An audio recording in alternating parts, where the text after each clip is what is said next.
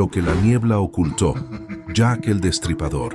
Londres, 1888. El distrito de Whitechapel era un laberinto de callejones oscuros, pobreza y desesperación.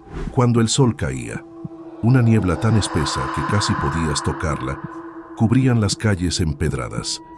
En este escenario, caminar solo de noche era un gran riesgo. Pero en el llamado Otoño del Terror, se convirtió en una sentencia definitiva. Alguien o algo acechaba en las sombras, un depredador perfecto que desafió a todo el Imperio Británico y jugaba con la policía y hasta el día de hoy no tiene rostro. Todo comenzó a finales de agosto. Mary Ann Nichols, una mujer que solo buscaba unas monedas para pagar su cama, caminó hacia la oscuridad de Box Road. Horas después, un carretero notó una extraña figura en el suelo. No hubo gritos, nadie escuchó nada. El agresor había actuado con la precisión quirúrgica de un médico en medio de la calle. A centímetros de donde la gente dormía, la cacería había comenzado. Días después, el monstruo volvió a atacar. El hallazgo de Annie Chapman desató la histeria colectiva. Londres, la capital del imperio más poderoso del mundo, estaba de rodillas ante un solo hombre. Las mujeres se negaban a salir de sus casas. Los hombres formaron patrullas vecinales, armadas con palos, caminando entre la niebla. Pero el depredador era como un fantasma. Atacaba en completo silencio y se desvanecía antes de que el primer rastro manchara los adoquines. La policía reforzó las calles. Había un agente en cada esquina. El agresor estaba rodeado. Pero entonces, llegó la madrugada del 30 de septiembre, la noche que pasó a la historia como el doble evento. En menos de una hora, bajo las narices del cuartel general de la policía Scotland Yard, el atacante silenció a dos mujeres en lugares diferentes. Un policía llegó a la primera escena, cuando el agresor probablemente aún estaba escondido en las sombras. A escasos metros de él, el agresor jugaba con ellos. El monstruo quería reconocimiento. Una carta llegó a la agencia central, de noticias escrita con tinta roja.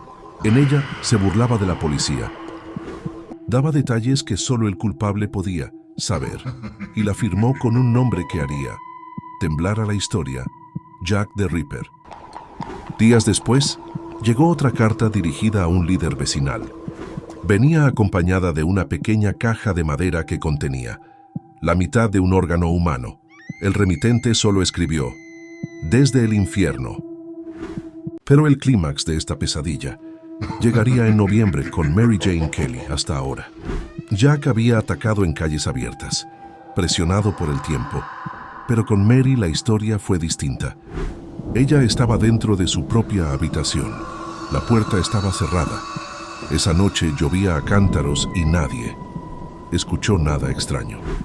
Lo que la policía encontró a la mañana siguiente al forzar la puerta es considerado el escenario más perturbador de la historia forense moderna.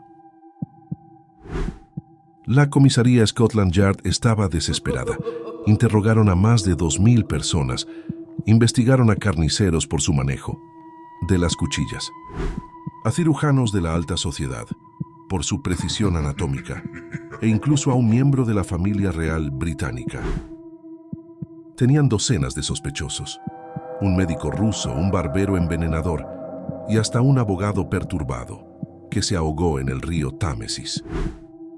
Y entonces el terror se detuvo. Tan abruptamente como había comenzado, Jack desapareció. Las calles de Whitechapel volvieron a ser ruidosas, la niebla se disipó, pero el depredador nunca más volvió a atacar. ¿Murió?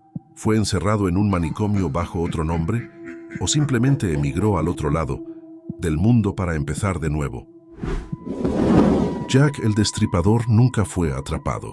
Fue el caso que inauguró la historia del crimen en serie, de la era mediática.